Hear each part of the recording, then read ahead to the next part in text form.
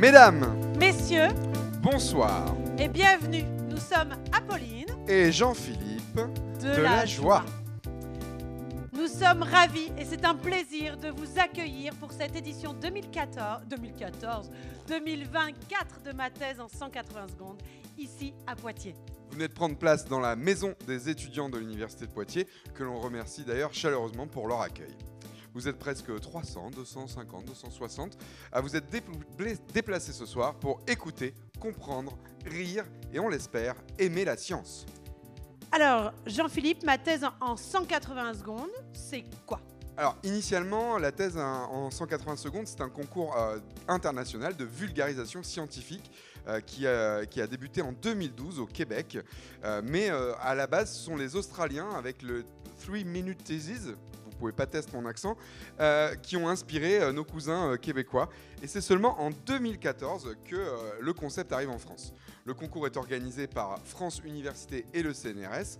Et à Poitiers, c'est l'ISAE ENSMA et l'Université de Poitiers qui en sont les organisateurs et qui vous accueillent ce soir.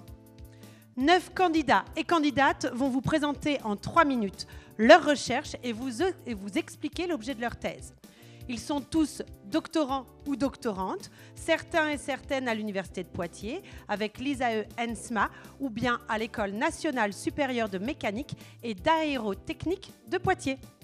Alors tous se préparent depuis plusieurs mois déjà.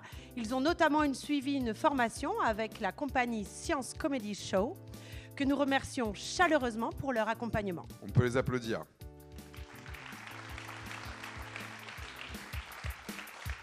Alors, Apolline, on va rappeler quelques règles du concours. C'est quoi la règle de base?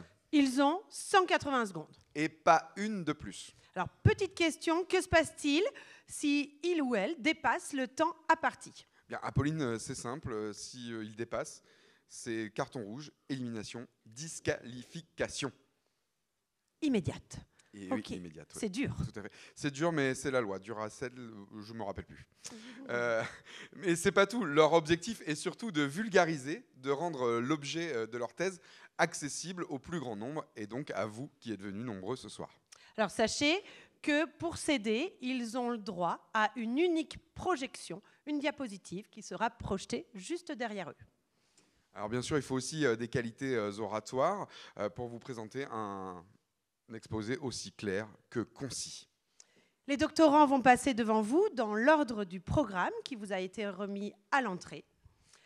Alors surtout, n'hésitez pas à prendre des notes, car au bout d'un certain nombre de passages, cela vous sera bien utile pour pouvoir apprécier votre choix. Voilà, Muni, pour le vote, ce sera simple. Vous avez reçu un jeton à l'entrée et donc vous aurez juste à le glisser dans une urne numérotée au numéro de chaque candidat et candidate. Et comme ça, ensemble, vous décernerez le prix du public. Alors Jean-Philippe, il me semble qu'on a été plutôt clair. Oui, on a bafouillé un petit peu, mais globalement, ça va. Est-ce qu'il y a des questions ? Non, vous êtes prêts ? Eh bien, Apolline et Jean-Philippe, sont à votre écoute. coûte que coûte. Merci. Alors, avant de démarrer et d'accueillir les candidats officiels, je vous propose de faire une simulation avec des candidats un petit peu particuliers qui vont se prêter à l'exercice, Apolline. Exactement. Mesdames et messieurs, je suis honorée de vous présenter nos officiels pour inaugurer, comme il se doit, ma thèse en 180 secondes. Et donc, j'appelle à me rejoindre Madame Virginie Laval, présidente de l'Université de Poitiers, et Monsieur Majdi Couder, directeur de l'ISAE ENSMA. Tonnerre d'applaudissements pour eux, s'il vous plaît. Bonjour.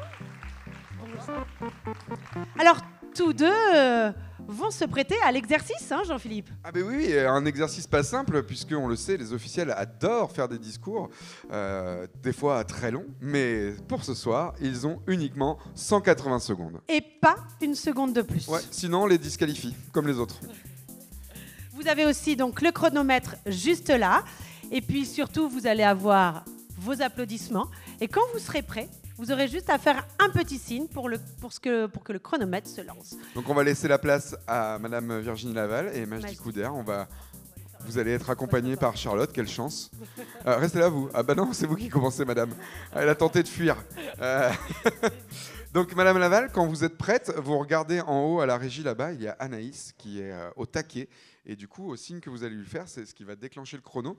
Et si ça déborde, bah, ça va sonner. Hein. Donc, bon courage. Je vous laisse le micro et je vous demande au public avant de l'encourager bien fort.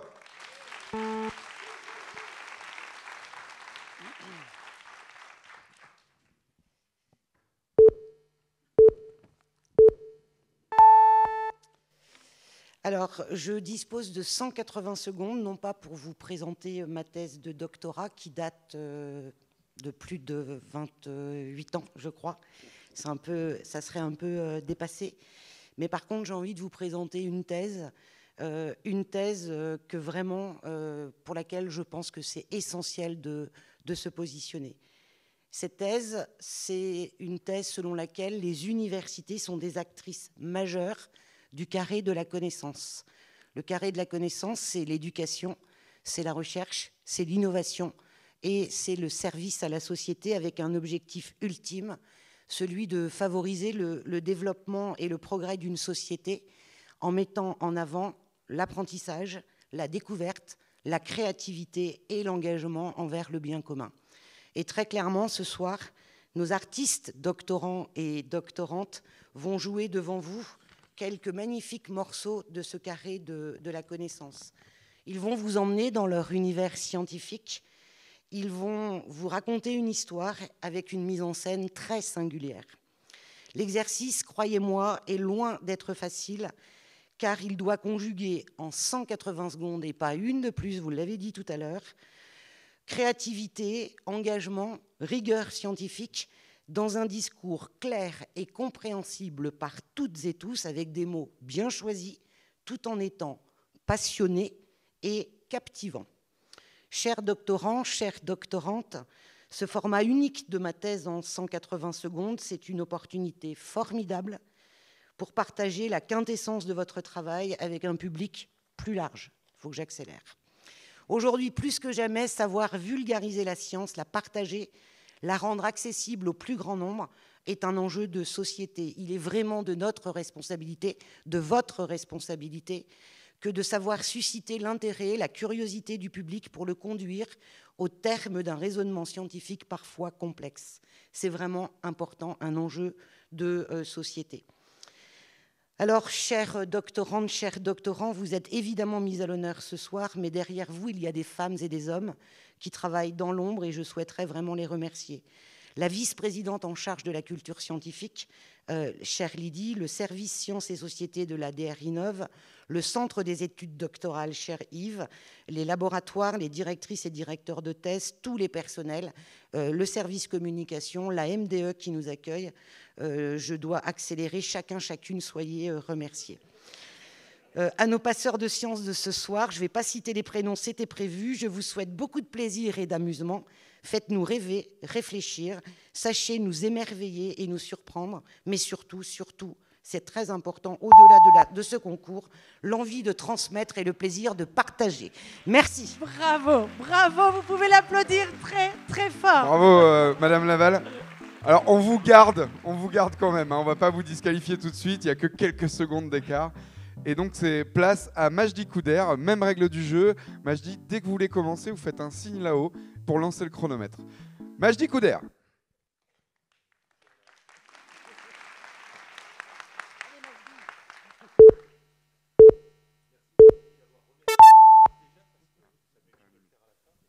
Voilà.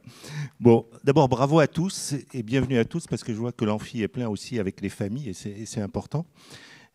Moi, ce soir, je me suis posé la question de vos travaux de thèse. C'est vrai que pendant 3 ans, on vous demande de faire un travail d'approfondissement, de recherche, de pousser loin la connaissance. Et puis d'un coup, on vous demande de prendre de la hauteur. Et j'ai essayé de relier ça finalement à quelque chose qui nous préoccupe en ce moment pas mal dans les établissements.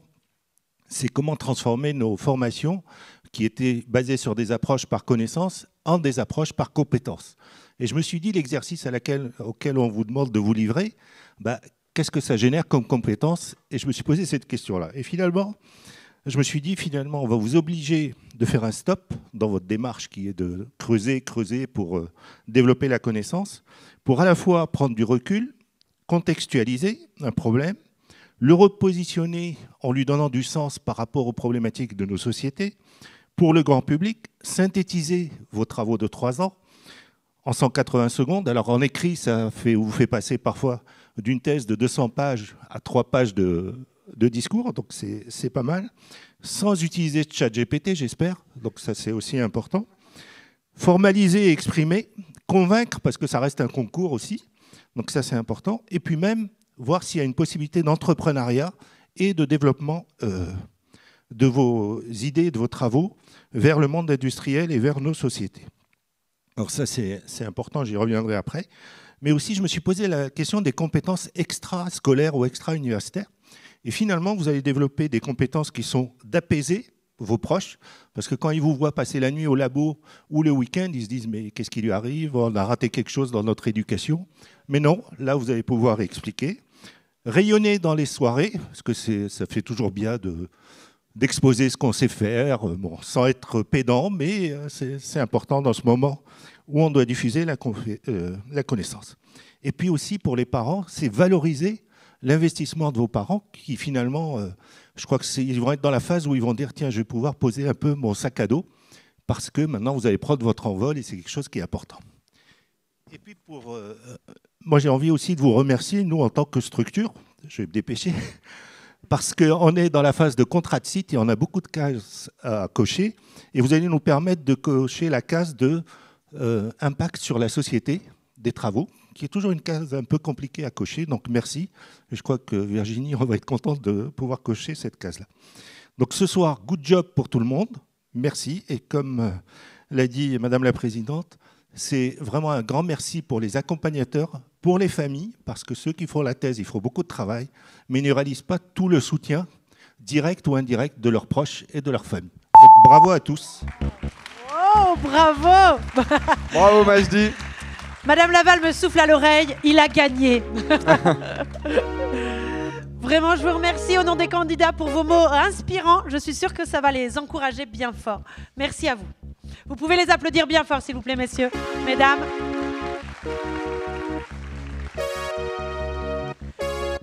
Alors, comme vient de le dire à l'instant, Monsieur Couder évoquait que c'était bien un concours.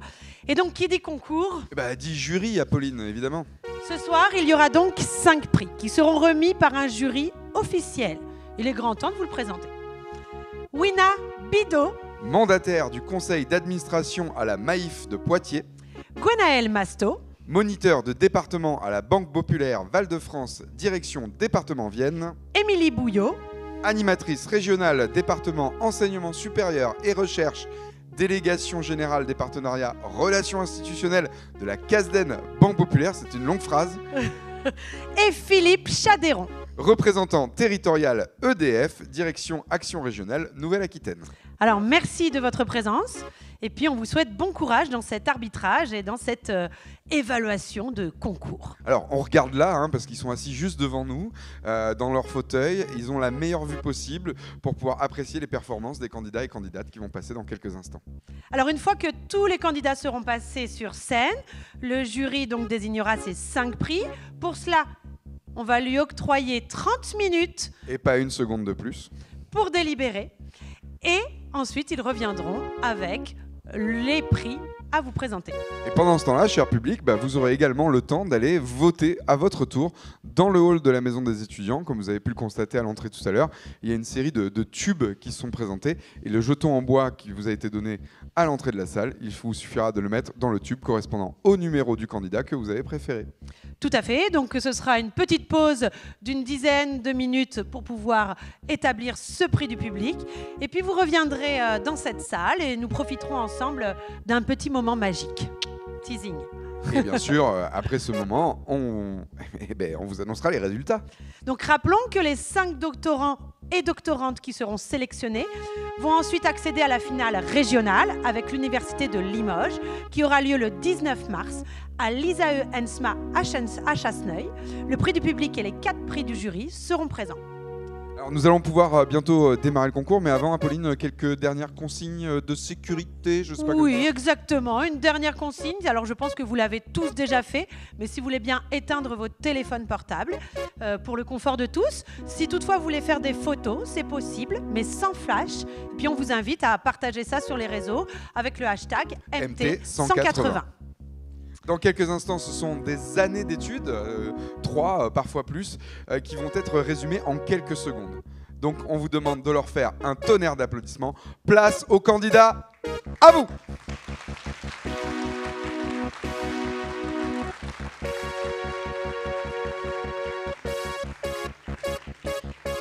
Et donc pour commencer cette soirée, la première candidate qui va ouvrir le bal est Léa Martinez du laboratoire CERCA, Centre de recherche sur la cognition et l'apprentissage, avec une thèse intitulée « Effet de la pratique des jeux de société sur le fonctionnement cognitif ». Alors Léa, bonsoir. Déjà, bon, vous, votre sujet, c'est les jeux de société. J'imagine que ce truc de la thèse en 180 secondes, vous avez dû prendre ça aussi comme un jeu? Oui, c'est vrai, on s'amuse bien, ça c'est sûr. Eh bien, écoutez, à votre tour, faites vos jeux. Je suis prête.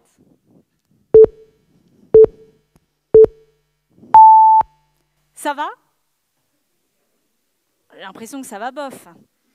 Vous êtes un peu au ralenti, non? Bon, ok.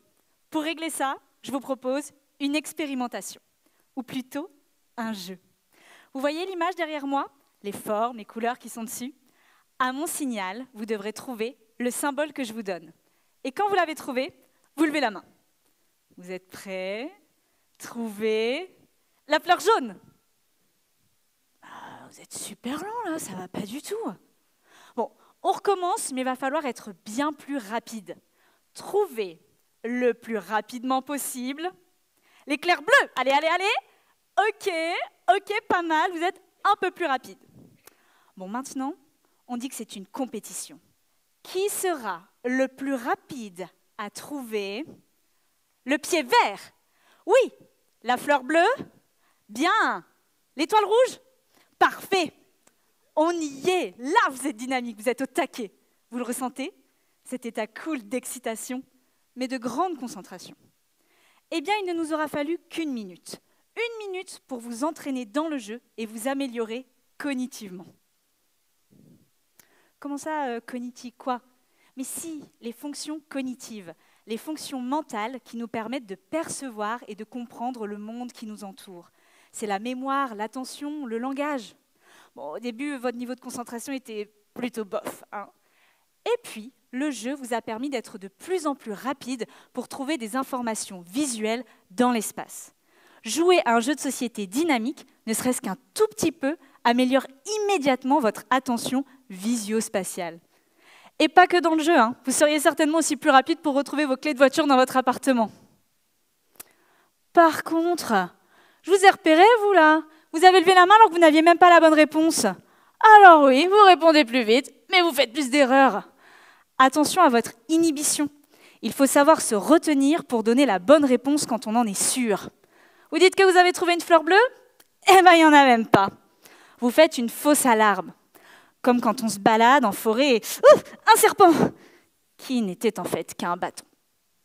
Bon, malgré ça, vous restez concentré et vous répondez toujours plus rapidement.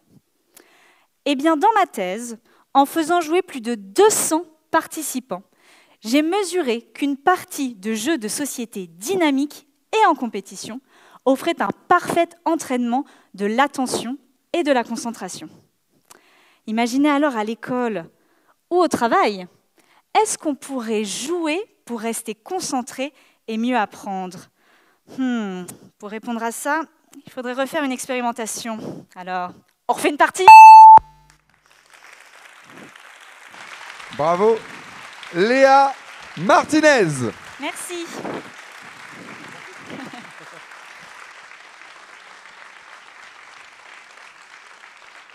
Alors, Léa, cet après-midi, vous avez fait la même chose devant les lycéens. Ouais. Ils étaient très très bons.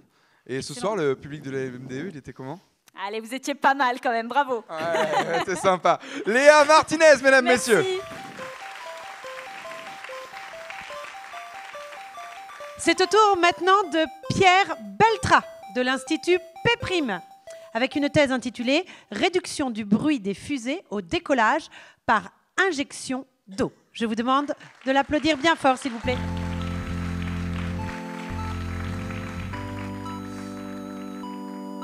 Alors, Pierre, prêt pour le décollage? Bah, j'ai l'impression que ma prédécessrice a bien préparé le travail, donc ça devrait bien se passer. Eh bien, super. À votre signal, on lance le compte à rebours et c'est parti. 3, 2, 1.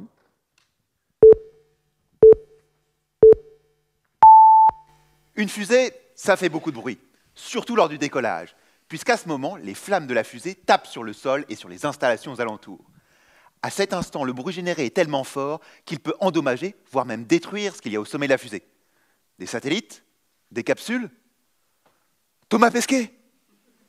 Alors, personne n'a envie de rendre sourd Thomas et l'envoyer dans l'espace à bord d'une fusée défaillante. Pour bien se rendre compte du danger, on va faire une petite expérience. On va souffler et écouter le bruit que ça fait. Et maintenant, on va faire la même chose, mais avec une main 5 cm devant la bouche. Le bruit est plus fort, n'est-ce pas? C'est la même chose pour une fusée. Le moment critique, c'est le décollage, lorsque la fusée est proche du sol. Et une fusée, ça fait plus de bruit qu'un petit bipède qui serait assis sur sa chaise. Il faut donc réduire le bruit au décollage.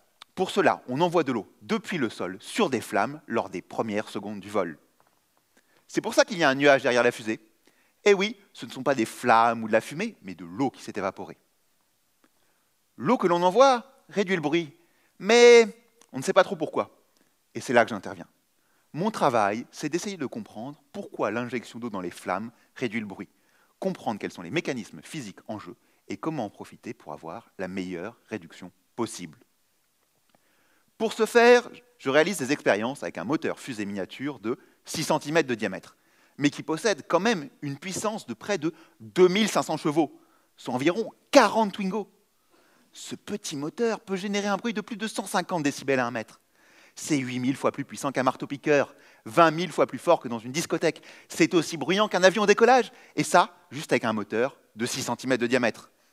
Sur la fusée que vous voyez derrière moi, les moteurs font cette taille. Et il y en a 27. Alors imaginez les acouphènes de Thomas et l'état de son vaisseau si on ne mettait pas d'eau. Le son serait littéralement mortel. Mais bon, les vrais moteurs fusée, ça coûte cher. C'est pour ça que j'utilise une version miniature. Une version miniature qui me permet de reproduire les conditions du décollage et d'avoir une flamme dans laquelle envoyer de l'eau. Une flamme que je peux également écouter, car j'ai placé une trentaine de micros tout autour de mon moteur. En comparant le bruit avec et sans eau, je cherche à identifier précisément les effets de l'eau. Est-ce que ce sont les sons graves qui sont étouffés ou plutôt les sons aigus? Est-ce que les gouttes d'eau se comportent comme des petites billes dans l'écoulement et viendraient le ralentir? Ou est-ce que c'est l'évaporation de l'eau qui est responsable de la réduction du bruit? En répondant à l'ensemble de ces questions, je devrais être en mesure d'un peu mieux protéger les fusées de leur propre bruit. Et si ça se trouve, j'aurais peut-être un autographe de Thomas Pesquet au passage, parce que ses oreilles, elles me le doivent bien.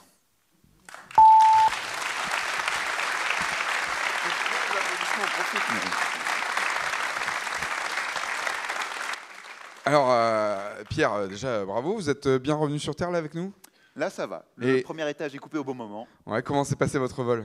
Ça a été, même si je crois que j'ai eu un petit problème de son.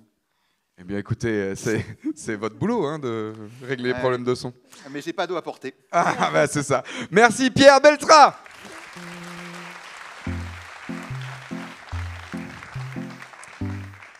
C'est maintenant au tour d'Émilie Guichard de nous rejoindre du laboratoire CERCA, Centre de recherche sur la cognition et l'apprentissage, avec une thèse intitulée « Comprendre le comportement de gestion des déchets alimentaires pour encourager le tri sélectif ». Non, le tri sur le territoire. Le tri sur le territoire. Et oui, d'ailleurs, dans quelques instants, Émilie, cette scène va être votre nouveau territoire. Alors la question, elle est simple. Est-ce que vous êtes prête à le gérer, ce territoire? On va essayer. Mais c'est sûr, vous allez y arriver. Donc, mesdames, messieurs, Émilie Guichard.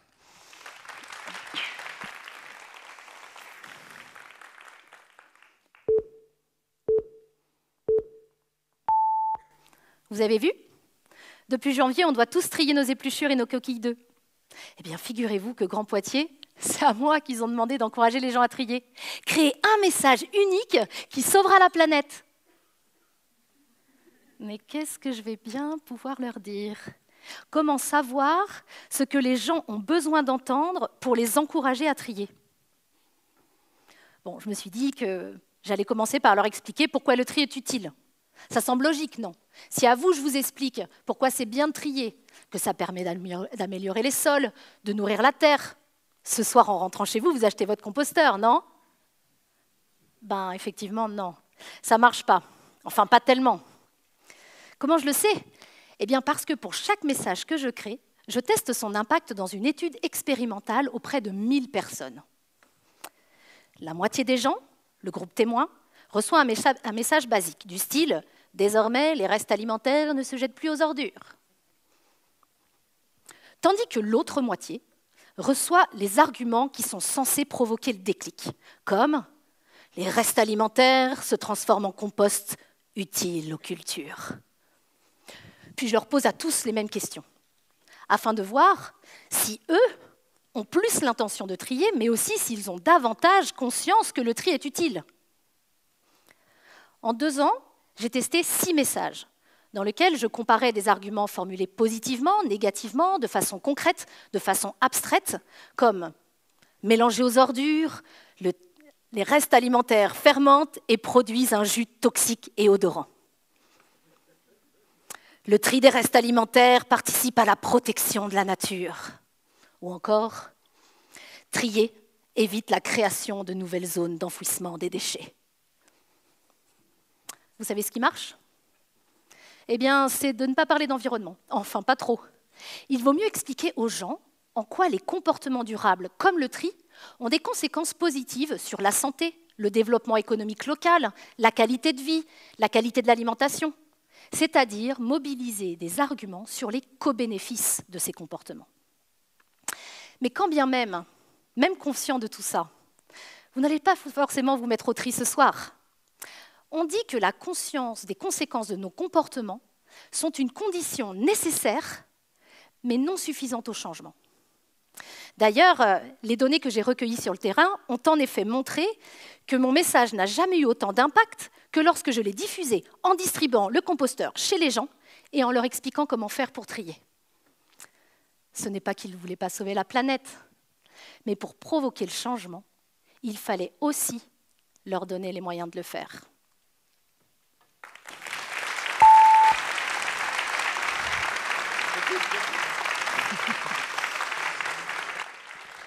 Ben, Émilie, vous avez réussi, déjà, c'est chouette. J'imagine que pour résumer une thèse comme ça en 180 secondes, vous avez dû faire beaucoup de tri. Oui, effectivement, donc j'ai essayé de garder les idées que je pouvais recycler. Bravo, bien joué. Merci, Émilie.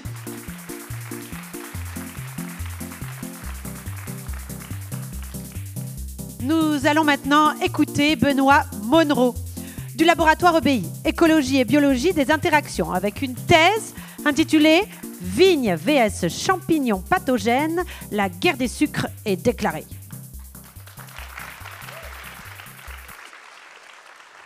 Benoît a déjà des fans dans la salle, apparemment. Donc Benoît, vous êtes prêt là? Vous partez en guerre, c'est ça, si j'ai bien compris? Ouais, c'est ça, mais non, je suis prêt pour la bataille. Vous êtes prêt pour la bataille? Eh bien, écoutez, ne vous blessez pas. Et c'est parti, au top, c'est à vous. Benoît Monnereau.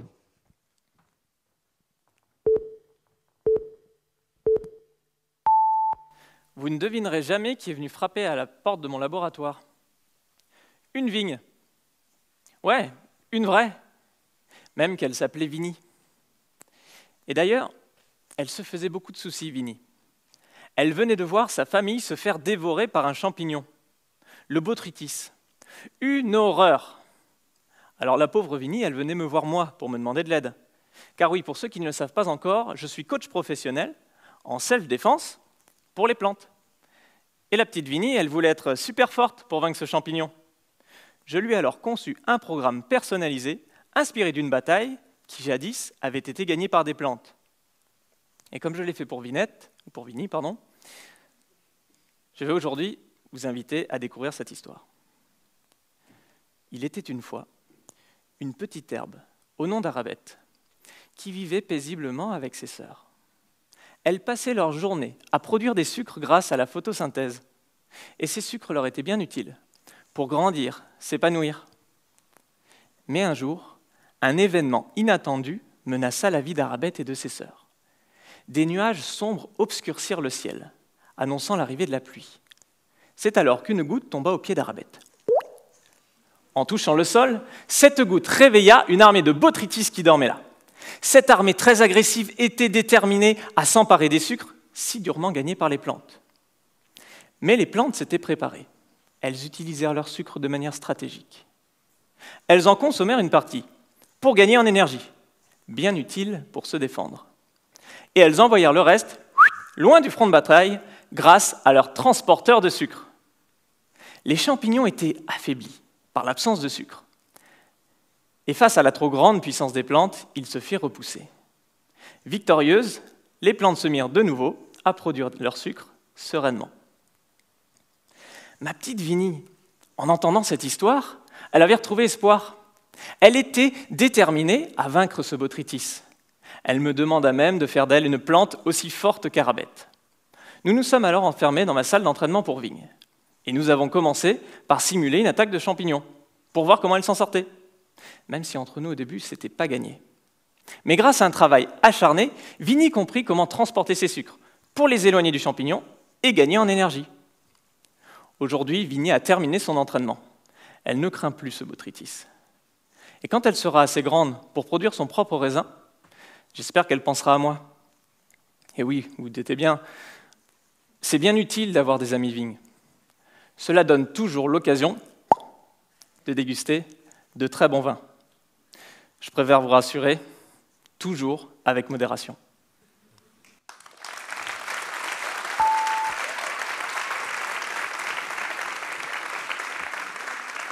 Bravo Benoît. Mais du coup, dans cette guerre entre les champignons et les vignes, vous êtes plutôt pour la paix, si je comprends bien? Ouais, pour une paix durable et éternelle pour la protection des plantes et aussi de nos agriculteurs. Waouh, merci Benoît. On applaudit bien fort Benoît Monroe. Et maintenant, nous allons rencontrer Pauline Diaz-Lopez de l'Institut P', avec une thèse intitulée « Comportement d'un bâtiment soumis à un feu externe ».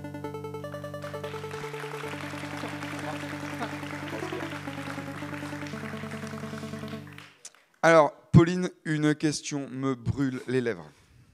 Est-ce que vous êtes prêt à mettre le feu à la MDE? Ah bah, j'espère, ouais. Eh ben allez, allumez-moi ça, qu'on n'en parle plus. Pauline!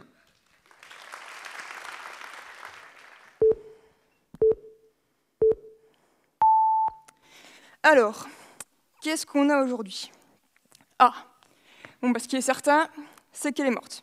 Ok, donc d'après les premières constatations, heure du décès 15h47, et pour les causes, oh, c'est plutôt clair, hein, un incendie. Mais bon, il va falloir attendre le rapport final de la police scientifique pour plus de précisions.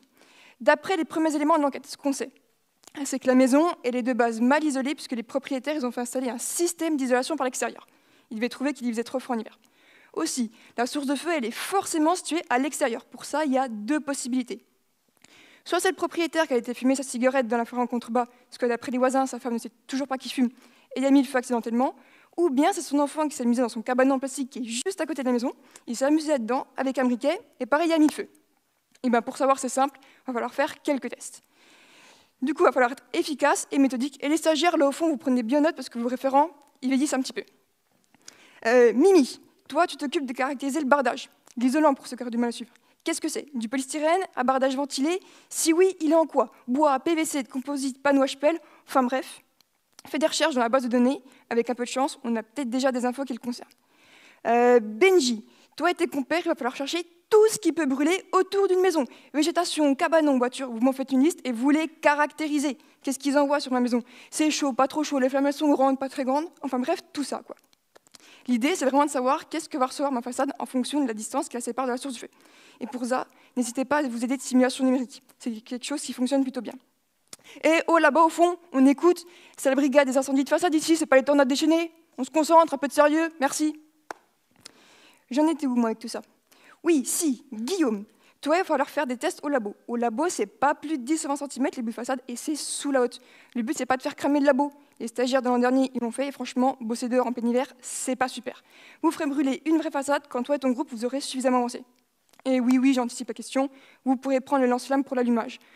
Mais non, c'est pas possible. Non, Alexis, je t'ai entendu. On ne profite pas des essais à grande échelle pour se bronzer. Il va faire chaud, je sais, mais on se protège.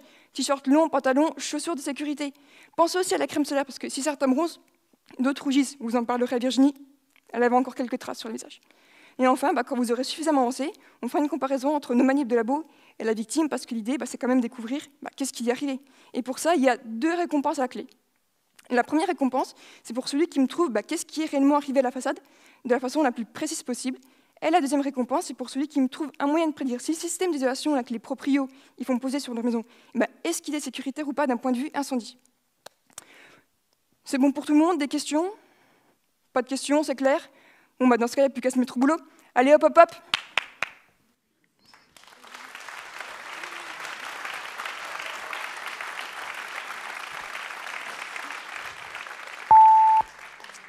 Bravo, inspecteur. Vous nous tenez au courant de la suite de l'enquête? Pas de souci. Voilà. Et c'est sur quelle chaîne que c'est diffusé, sinon, les épisodes? Voilà, c'est Incendie TV. Incendie TV, Très voilà. Abonnez-vous à Incendie TV. Merci, Pauline. Bravo. Merci.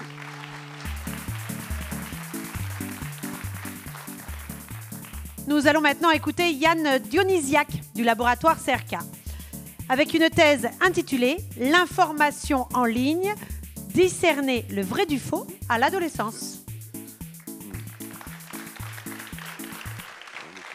Yann, bienvenue sur cette scène plate. Bonsoir. Elle est illuminée. Il y a des yeux pour vous regarder. Je vous laisse la place. Je vous remercie. Allons-y.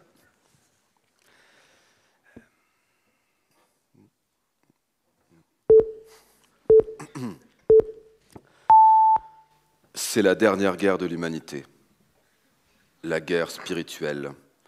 L'humanité est sur le point de franchir un nouveau plan de réalité astrale et d'achever sa bascule dans la 8e dimension.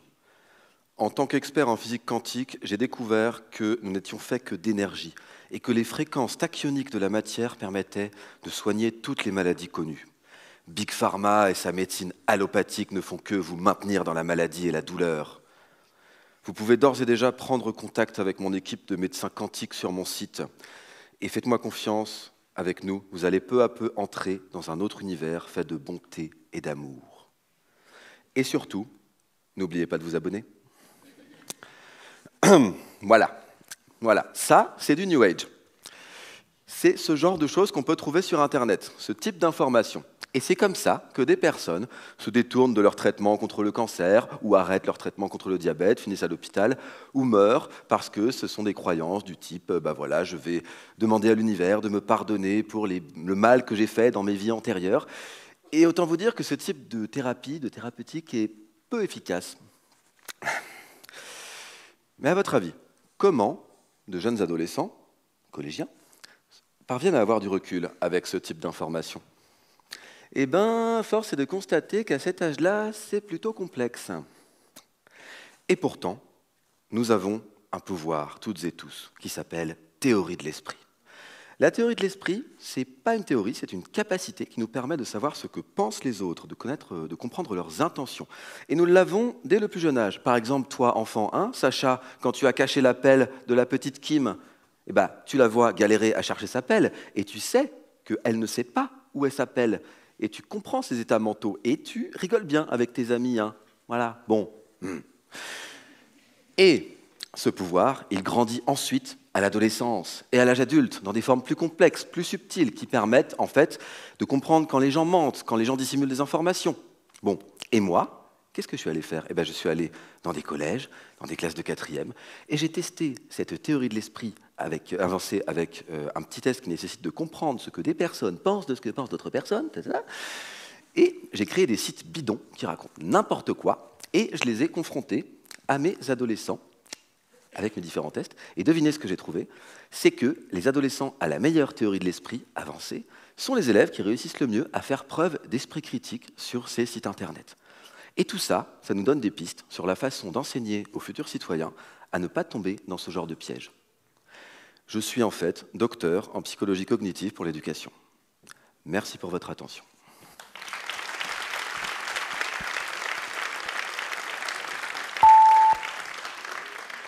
Bravo Yann, c'était super votre explication. C'était de la biologie, c'est ça? Oui, bien sûr. Oui, non, Oui. mais moi j'ai cru que c'était de la biologie parce que j'ai cru comprendre La psycho, la bio. que votre boulot c'était de lutter contre les antiseptiques. Contre les antiseptiques. Bah écoutez, c'est vrai qu'en tant que sceptique, vu qu'on parle d'esprit critique, bah oui, je lutte contre des antiseptiques. Mais les antiseptiques ne se revendiquent pas antiseptiques. Ouais. Donc il y a un petit souci, voilà, ils se revendiquent plutôt comme Oui, je suis détenant la sceptique. vérité. Allez, merci. Bonne soirée, Yann. Merci beaucoup pour votre prestation. C'est maintenant au tour d'Alban Rosenholk du laboratoire phare 2 pharmacologie des anti-infectieux et antibiorésistance avec une thèse intitulée Lutter contre les bactéries résistantes aux antibiotiques. Avant de démarrer, Alban, on entend souvent depuis des années un slogan qui dit les antibiotiques, c'est pas automatique. J'imagine que résumer sa thèse en 180 secondes, c'est pas automatique non plus? Non, en effet, ça l'est pas, mais c'est vrai que la médiation scientifique devrait être beaucoup plus automatique que la prise d'antibiotiques. Eh ben, super, on est ravis de l'entendre et on est surtout ravis de vous écouter. Alban.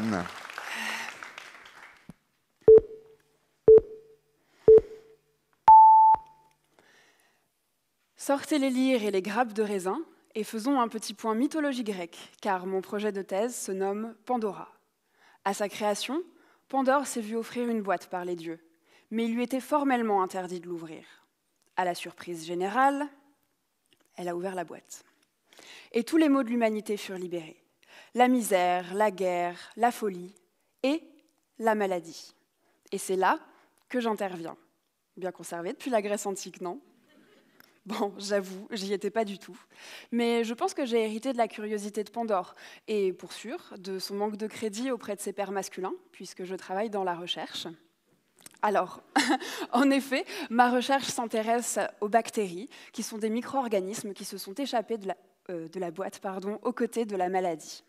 Alors bon, je ne suis pas la première à m'y être intéressée, parce que sinon une bonne partie de l'Assemblée ne serait pas ici aujourd'hui.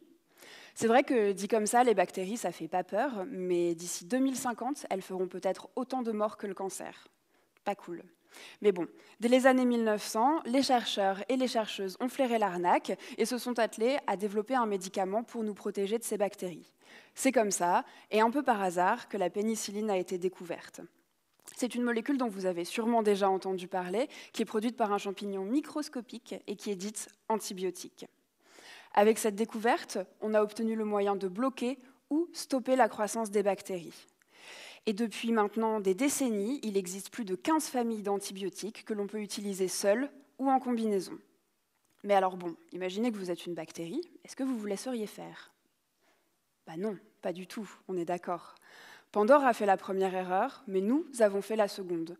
En utilisant de manière abusive les antibiotiques, nous n'avons pas éradiqué les bactéries, nous les avons entraînées à résister aux molécules que l'on utilise contre elles. Et ce phénomène, on l'appelle antibiorésistance. Bon, maintenant qu'on sait qu'elles sont capables de résister aux seuls moyens qu'on a de lutter contre elles, qu'est-ce qu'on fait?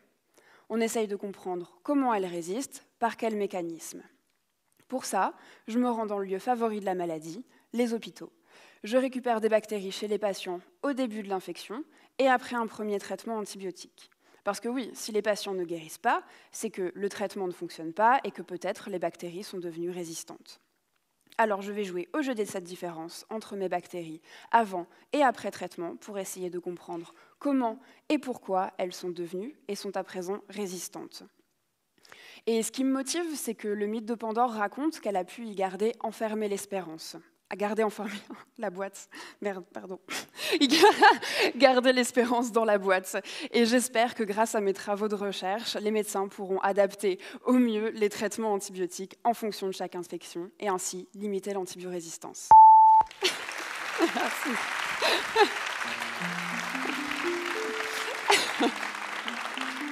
Oups. Oups. merci Alban d'avoir ouvert puis refermé cette boîte de Pandore avec un ou deux jurons au passage. Voilà, on l'a vu, hein, vous êtes naturel comme Pandore. Oui, Un peu trop. Peut-être. Bah non, je crois pas. En tout cas, merci beaucoup. Vous êtes un peu rebelle comme Pandore aussi? Je suis pas sûre, en tout cas pas autant que ces bactéries résistantes, je pense. Okay. Merci beaucoup, Merci. Alban. Merci.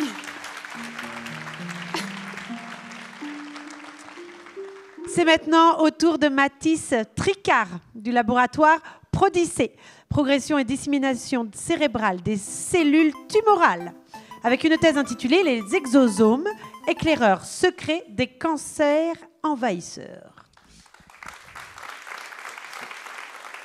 Alors, Mathis, bonsoir. Est-ce qu'il y a des gens de votre labo qui sont là ce soir? Normalement, oui. Ouais, alors, j'ai préparé une blague juste pour vous et pour eux.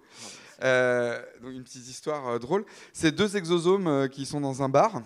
Ok. Déjà, quelqu'un a ri au début alors que c'est pas drôle, mais merci. Donc, ils sont dans un bar, ils boivent un verre, 2 verres, 3 verres, 4 verres, 5 verres, 6 verres. Et à la fin, ils se posent la question de qui va prendre le volant. À votre avis, qui va prendre le volant? Ouais, aucune idée. Bah, aucun des deux parce qu'ils ne veulent pas prendre leur vésicule. Oh, si c'est rigolo. Bon. Ouais. Bon. Je suis sûr que vous allez nous raconter une histoire beaucoup plus passionnante que celle que je viens de raconter. Je vais essayer. Donc je vous laisse la place. Mathis Tricard. Ok.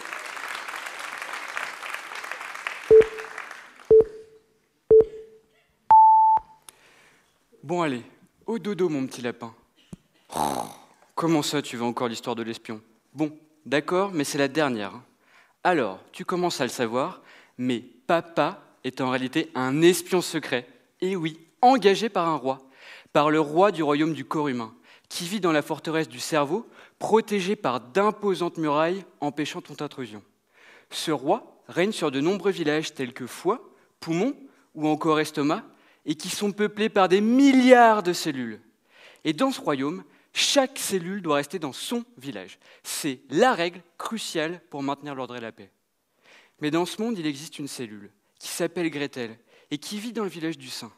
Sauf que Gretel, elle ne l'entend pas de cette oreille et refuse de rester confinée dans son village du sein. Elle forme donc un groupe de cellules rebelles prêtes à aller explorer d'autres contrées. Alors que le groupe s'agrandit, les habitants du village du sein, méfiants face à cette organisation, commencent à se plaindre auprès du roi. Et c'est là que l'espion secret intervient, un spécialiste dans la traque de cellules rebelles. Le roi l'engage pour surveiller Gretel et son groupe. Mais Gretel, bravant toutes les règles et prenant tous les risques, décide de partir pour la forteresse, espérant ainsi obtenir plus de liberté pour son groupe. Pour rejoindre la forteresse du cerveau, Gretel doit naviguer sur la rivière sanguine, semant derrière elle de petits cailloux que l'on appelle des exosomes. Et ces exosomes servent à guider les autres cellules rebelles vers la forteresse. Cependant, ils servent également de piste à l'espion secret qui peut alors suivre leurs traces. Aux abords des remparts, le groupe de cellules rebelles creuse un passage secret pour pénétrer dans la forteresse sans être repéré par les gardes immunitaires qui la protègent. Et une fois passée la barrière du cerveau, elles se regroupent et forment alors le gang de la métastase. Et là, mon petit lapin, elles deviennent quasiment inarrêtables. Elles sèment le chaos, défient le roi, causant ainsi la chute du royaume. Bien qu'elle peut paraître héroïque, la quête de liberté de Gretel menace en réalité l'équilibre global du corps humain. Car sans le roi, ce sont toutes les cellules du royaume qui se retrouvent plongées dans une profonde détresse. C'est la famine et la guerre partout. C'est donc pour ça que mon rôle d'espion secret est extrêmement important. Je dois être capable de repérer Gretel et son groupe avant qu'elles ne forment le gang de la métastase en retrouvant à temps les cailloux qu'elles auraient pu semer. Cependant, les cailloux qu'elles auraient pu semer. Bon alors, est-ce que tu comprends mieux maintenant, papa, mon petit lapin, le travail de papa? Et sache que, dans la vraie vie, des espions comme moi permettraient d'informer plutôt les médecins. Et avec plein de bons espions, de soigner plus facilement les mamans malades et de gagner la bataille contre le terrible cancer du sein. Allez, faites bonne nuit, mon petit lapin. Bisous.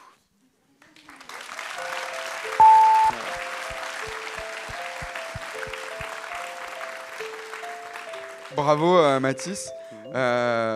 Alors là, on l'a senti sur la fin, là, vous êtes fait avoir par les gangs, le cartel. C'était compliqué, vous étiez attaqué de tous bords. Ouais, j'ai pas pu lutter là. Bah si, vous avez réussi à vous en sortir. Ouais, ça va. Ça a été? Ouais, bah, petits accros, mais ça arrive même au petit milieu. accro, mais bon, c'est pas grave, ça vous a pas fait chuter, donc c'est le principal. Mathis Ricard.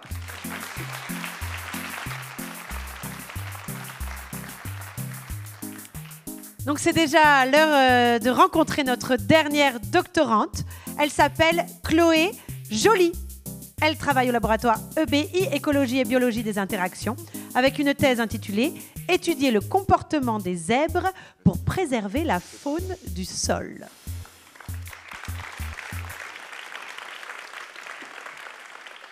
Il y a un proverbe qui dit « L'ombre du zèbre n'a pas de rayures ».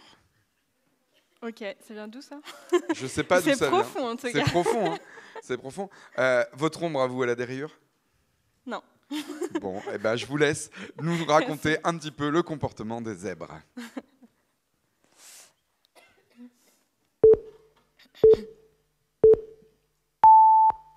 La semaine dernière, dans la villa des cœurs zébrés, Hilary vient de mettre bas et préfère prendre de la distance avec la famille. Pamela, trahie, en profite pour passer un moment sexy avec Sam. Se profile une grossesse pour les 13 prochains mois et probablement une augmentation dans la hiérarchie.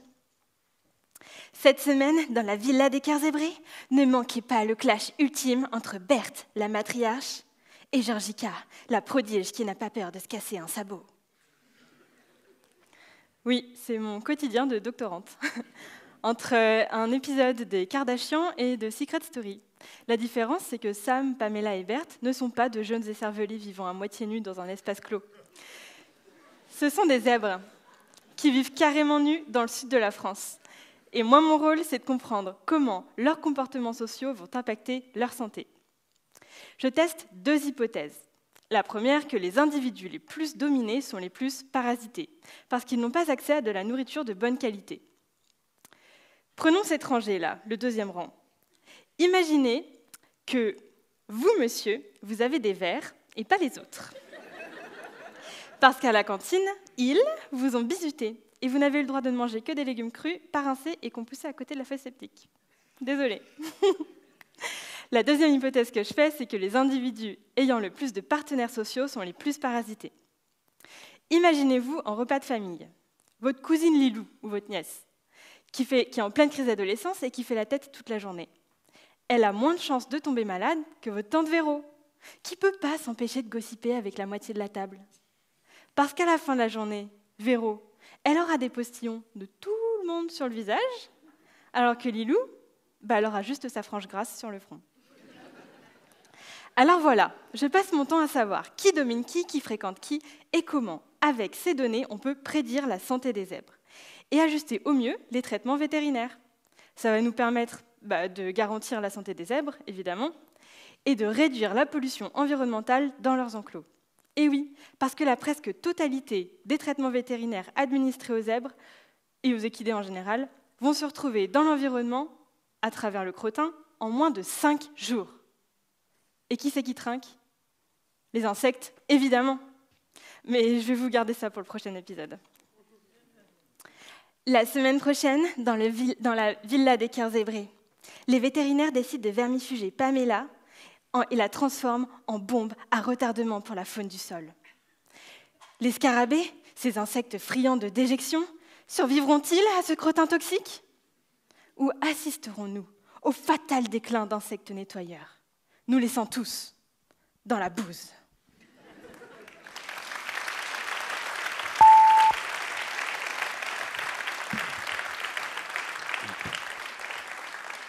Vous nous laissez sur notre faim, enfin, je ne sais pas si c'est le terme, mais en tout cas, on a envie de savoir ce qui est arrivé à Georgica après ce clash avec Berthe. Non, pas de spoiler alerte, s'il vous plaît, non. Okay. Je ne peux pas. Elle garde ça pour elle. Ce sera l'occasion d'aller la rencontrer à la fin de cette soirée pour en savoir plus. Merci beaucoup, Merci. Chloé.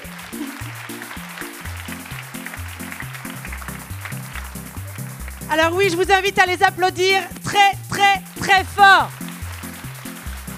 Ils ont relevé le défi cet après-midi de jouer devant 600 lycéens Et ce soir, pour vous, un second défi. Donc voilà, bravo, ils ont mené ça avec brio. Vraiment bravo à eux. Alors comme on l'a dit tout à l'heure, c'est un concours, hein. Cher jury, je vous ai vu concentrés avec le crayon, le programme, vous aussi, cher public. Et c'est le temps pour vous d'aller délibérer et donc voter. Donc je vous libère. Vous pouvez les applaudir bien fort. On n'aimerait pas être à votre place. Vous avez donc 30 minutes et pas une seconde de plus.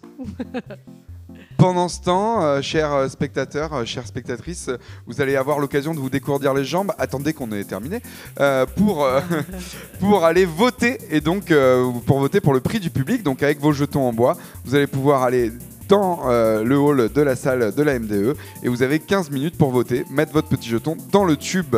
Une fois que c'est fini, laissez circuler les autres pour les laisser voter. Et dans 15 minutes, on vous retrouve ici pour la suite de la soirée. Bon vote! À tout de suite. Eh bien, c'est le moment tant attendu, hein, bien sûr. Alors, avant même que l'on puisse remettre les prix, on va procéder au moment des remerciements. Ils sont essentiels. Et notamment pour ce soir, nous voulons remercier les partenaires de l'événement au niveau national et local. Ce concours a lieu grâce au soutien de la Fondation de l'Université de Poitiers et de EDF, ainsi que la MGEN, mais aussi la CASDEN, avec le concours de la Maïf, sans oublier la Banque Populaire Val-de-France, le tout dans le cadre du label Science avec et pour la société. Alors, les votes sont finis, Jean-Philippe? Le jury est revenu, donc j'imagine que oui. Sinon, c'est qu'ils n'ont pas compris ce qu'ils devaient faire. Eh bien, cette fois, c'est le moment tant attendu, le moment de la remise des prix. Et pour cela, nous allons vous appeler successivement pour remettre les 5 prix du jury. Et nous remettrons aussi le prix du public qui a été sûrement découvert juste à l'instant par l'équipe organisatrice. Alors, nous allons tout de suite appeler Philippe Chadéron, si vous voulez bien me rejoindre, s'il vous plaît. Philippe Chadéron, représentant territorial EDF, direction Action Régionale Nouvelle-Aquitaine. Alors, avant de remettre le prix, Philippe, est-ce que vous pouvez nous donner un mot, un trait d'esprit sur la magnifique soirée que vous venez de passer? Alors, en fait, elle était magnifique jusqu'au moment du jury. Après, ça s'est dégradé parce qu'on a trouvé que le niveau était d'une homogénéité invraisemblable au très haut niveau. Donc bravo vraiment aux candidats parce que ça n'a pas été si simple de trouver les premiers. Et entre les premiers et puis ceux qui ne sont pas les premiers, il y a très très peu d'écart. Voilà, donc bravo aux candidats. Je suis sûr que pour tous les candidats, d'entendre ça, déjà, ça leur réchauffe le cœur. Donc Philippe, je vais vous tenir le micro de sorte à ce que vous puissiez lire l'enveloppe comme il faut. On précise que c'est le 5e prix. Je vous rappelle que les 5e prix donc, partent pour la finale régionale. Et le 5e prix, le jury l'a attribué à Léa Martinez, qui était la première à passer tout à l'heure. Léa Martinez.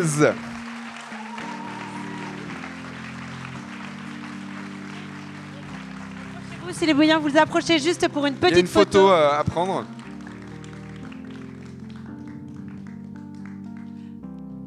Alors Léa, sachez que Léa, tout à l'heure, a reçu le prix, reçu avec nous quelques instants. Oui, Philippe. A reçu le prix des lycéens cet après-midi. Donc on peut aussi l'applaudir pour ça. Alors Léa, tu repars pas les mains vides? Oui, non, en effet, je repars avec un autre prix. Je suis très contente, merci beaucoup. Ça fait des gros meeples pour jouer. Bah, c'est super, je vais prendre des gros jeux. Parfait, merci Léa, merci Philippe, bravo, merci, félicitations. Alors, pour remettre le 4e prix du jury, j'appelle tout de suite Gwenaëlle Masto de la Banque Populaire.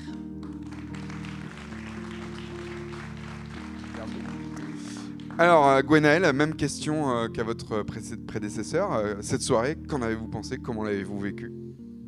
Alors, c'était très bien. Franchement, c'était très bien, avec beaucoup d'humour. On a trouvé cette année vraiment beaucoup d'humour.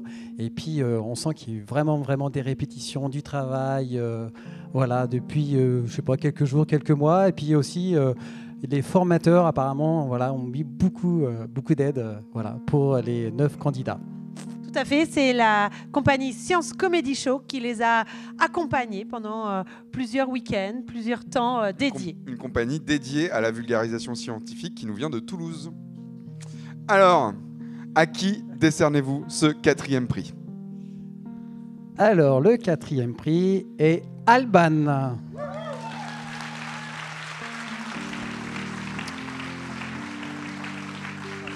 Oh merde. Oui. Approchez-vous. La réaction d'Alban, c'est « Oh merde !» Ouais, tu fais comme tu veux, voilà. C'est très politique. Alban, est-ce que tu veux nous partager ton sentiment de cette journée folle? Oui, pourquoi pas.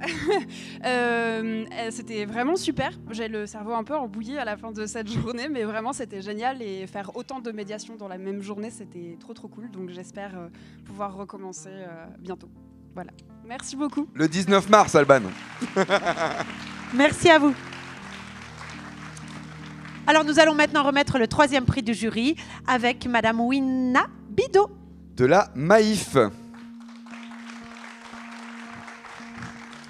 Alors, c'est Wina, on dit? Ouais, super, on l'a bien dit, on a eu peur, ça nous a angoissé toute la journée. Ouais, grave. Donc Wina, pareil, même question, c'était cool, vous avez vu ça comment? Peut-être nous en dire un peu plus sur votre rôle de jury, parce que Philippe nous a un peu teasé que ça avait été une galère. Vous pouvez peut-être nous en dire un peu plus? Alors, quoi dire? Non, ça a été difficile parce que... alors, on avait des critères quand même, des critères d'évaluation. On a essayé de respecter, de respecter ces critères. On a aussi, bien sûr, des affinités avec certains sujets ou des sujets pour lesquels on n'y connaissait rien du tout. Et justement, alors, est-ce qu'on va être capable de répéter ou de réexpliquer à nos entourages, à notre entourage, le sujet? Je ne suis pas sûre. mais en tout cas, voilà, on s'est amusé. On a trouvé qu'il y avait aussi de l'émotion. C'était vraiment bravo en tout cas à tous, et on est content que les candidats aillent représenter Poitiers, l'université de Poitiers, dans d'autres étapes. Voilà. Et donc le gagnant ou la gagnante est... Alors moi j'ai l'honneur de remettre le 3e prix du jury à Pierre Beltra. C'est bon, il s'envole, Pierre Beltra s'envole dans la stratosphère avec son prix. Vous avez... Avancez pour la photo. Voilà, on dirait qu'ils vont décoller là. Ils sont devant la fusée, ils sont prêts à partir. Alors Pierre, comment ça va? Ça va. Ouais. Content que ce soit fini parce que c'est pas reposant, mais voilà. Il y a les petits fours qui arrivent. Ah, s'il y a les petits fours, très content. C'est ça, un petit manque de sucre là du côté de l'équipe. Voilà. Et puis du coup, hâte d'être le 19 mars à l'ANSMA, dans mon ancienne école d'ingénieur. À domicile donc.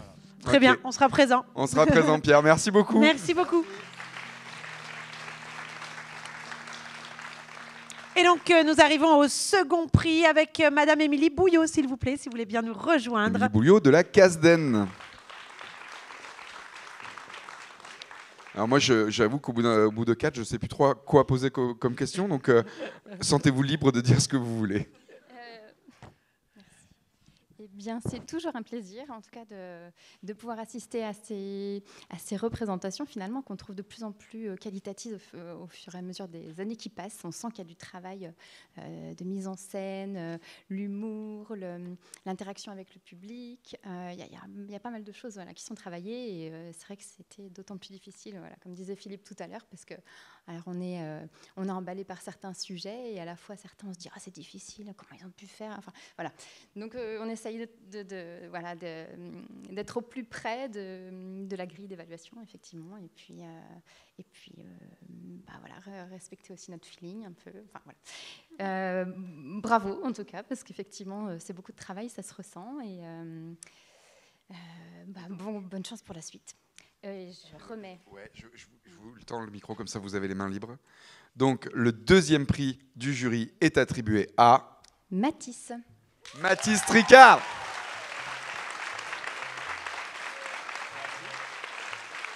C'est normal, c'est les exosomes, c'est tellement drôle comme sujet.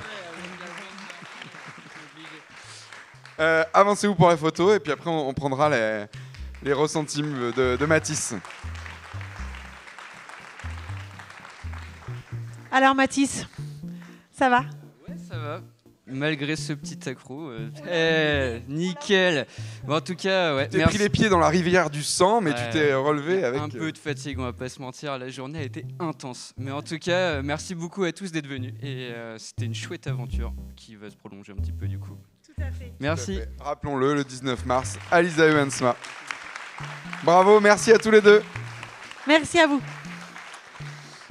Et maintenant, nous allons donc remettre le premier prix du jury. J'appelle Majdi Couder à revenir sur la scène pour remettre Majdi ce Couder, premier prix. directeur de l'ISAE Ensma, où aura lieu la finale avec Limoges le 19 mars. Alors Majdi, pareil, vous êtes venu nous voir un petit peu en nous disant ouais, c'est super et tout. Est-ce que vous pouvez le redire pour le public?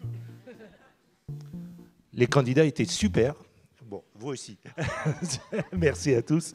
Non, mais c'est impressionnant. J'étais impressionné par la qualité des présentations. Et puis vraiment, je crois avoir tout compris, ce qui est pas toujours le cas. Donc merci, c'est une très belle soirée. Eh bien, on va vous laisser le... Je vais vous laisser ouvrir l'enveloppe. Le premier prix du jury, mesdames, messieurs, est attribué à... Kim Kardashian. Non, pardon. Chloé Joly. Chloé Joly. Wouhou. Elle est contente. Approchez-vous pour la photo.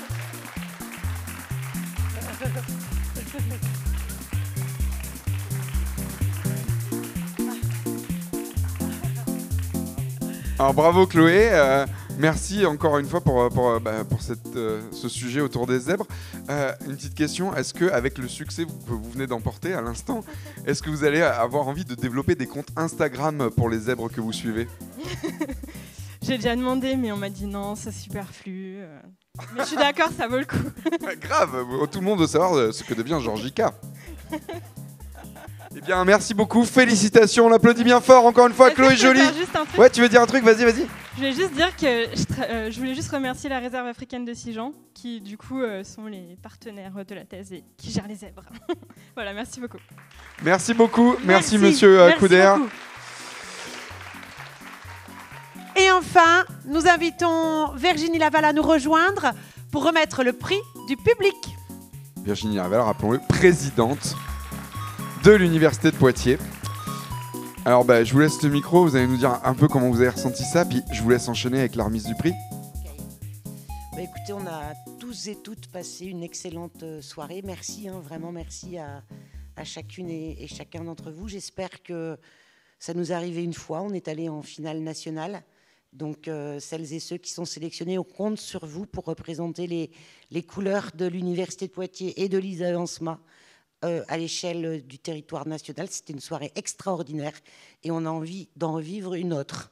D'accord ? Elle vous met la pression, hein.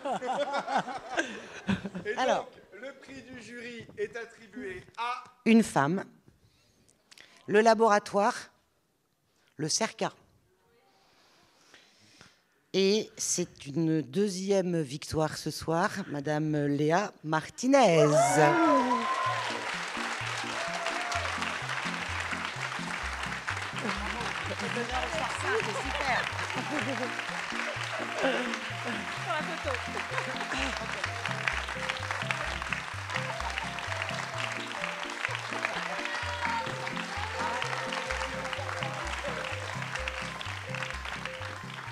Bravo.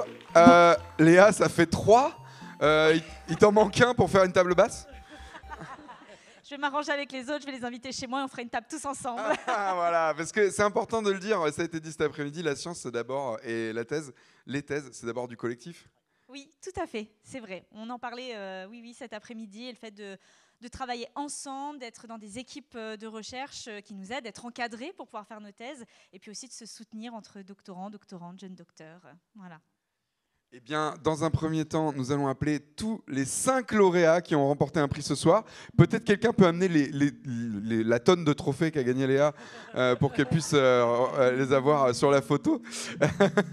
Et du coup, on va faire une photo avec les 5 lauréats et bien sûr, on finira avec tous les participants et participantes. Majdi Couder, vous êtes invité à rejoindre l'ensemble des participants. Vous pouvez les encadrer, voilà, parfait. Vous pouvez les applaudir très très fort. Voilà, c'est le moment... C'est à l'envers ton truc.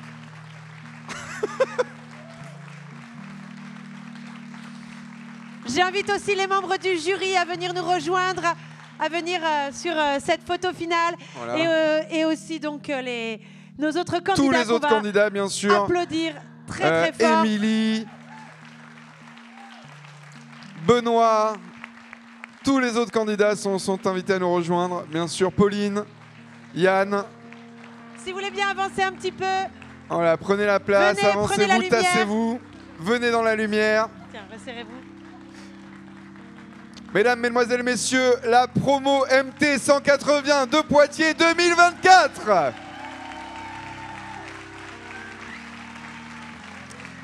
Donc on les retrouvera les 5 finalistes le 19 mars à 19h.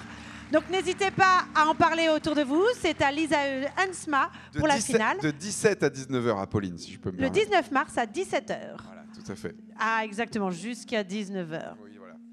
On est en 2014 ou 2024? On est en 2024, Apolline. Bien sûr, merci à toutes et à tous, merci à tous les services, à la Société de Direction Recherche de l'Innovation de l'Université de Poitiers, bien sûr, pour l'organisation, les doctorants, doctorantes qui ont participé, aux partenaires, sans qui ça ne pourrait pas avoir lieu, ce genre d'événement, et évidemment l'Université de Poitiers pour cette belle soirée, et la MDE de nous avoir accueillis pour cette finale régionale. Et donc la soirée vous a été présentée donc, par Jean-Philippe et Apolline Delajoie, orchestrée par notre cousin François Delajoie. Ou plutôt Charlotte Talbot. Et Hervé Guyonnet. Et Valentin Lambert. On est la compagnie Quiproquo Théâtre à Poitiers. Surtout maintenant, vos derniers applaudissements, ils sont pour eux. Applaudissez-les bien fort. Vraiment, ils ont relevé un défi exceptionnel. Bravo à vous.